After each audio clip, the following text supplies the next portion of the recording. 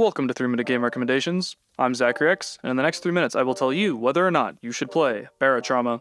All my videos are 100% spoiler-free, including the gameplay shown, so you won't see any late game or story content. Now, without any further delay, let's get right into it.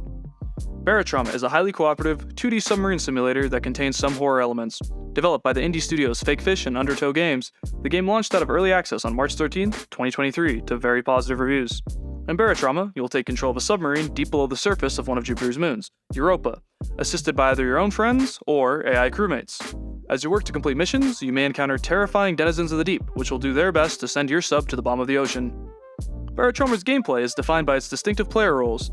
Captains will steer the ship, security officers will man the guns, engineers and mechanics will keep the ship maintained, while finally the medics will keep the crew alive. A sub without teamwork will quickly collapse, however even the most coordinated ships will still face various emergencies that will throw the mission into disarray. This chaos is arguably the highlight of the game, and Barotrauma does its best to make it fun to fail.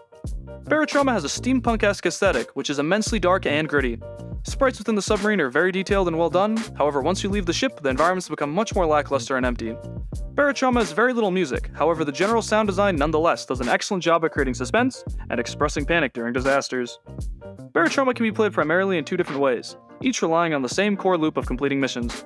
You can simply complete individual missions for fun, which is theoretically endless replayability, especially since it includes fun alternate gameplay options like sub versus sub PvP, or you can add traders. Alternatively, you can start an ongoing campaign, which will take a few dozen hours, but does have a definitive end and scaling difficulty. The choice is yours, and between its replayability as well as its submarine editor, there's no shortage of things to do if you enjoy the underlying gameplay. Barotrauma is a somewhat hidden gem, and it fills its particular niche quite well in my opinion. Here's who I specifically recommend it to. I recommend Barotrauma for anyone who wants a fantastic game to play with friends, specifically, a lot of friends. While 2 to 3 people can have a great time with this game, I think it gets progressively more fun once you have 4, 5, 6, or even more people to play it with. There's a server browser, which can help you find people, but honestly I think it works best when it's people you know.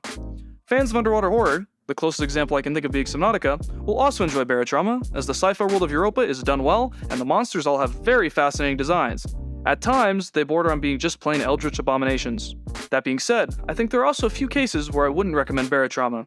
The game does its underwater horror elements very well, but some might think it does them too well. Thalassophobes, as in people who are afraid of the ocean, might do well to beware. The game can be quite scary and stressful at times, though I would argue that it being two-dimensional does take off some of the edge. I also honestly don't recommend Barotrauma for solo players. While I think the game is well made, and the developers have tried hard to make it playable with the AI crewmates, it's still substantially less fun alone than with others. And that's all. Thank you so much for watching this game recommendation, and please feel free to leave a comment if you have any additional questions about the game, or general things you'd like to discuss about Barotrauma. If you found this video helpful, leave a like, and please consider subscribing if you'd like to see more game recommendations from me to you.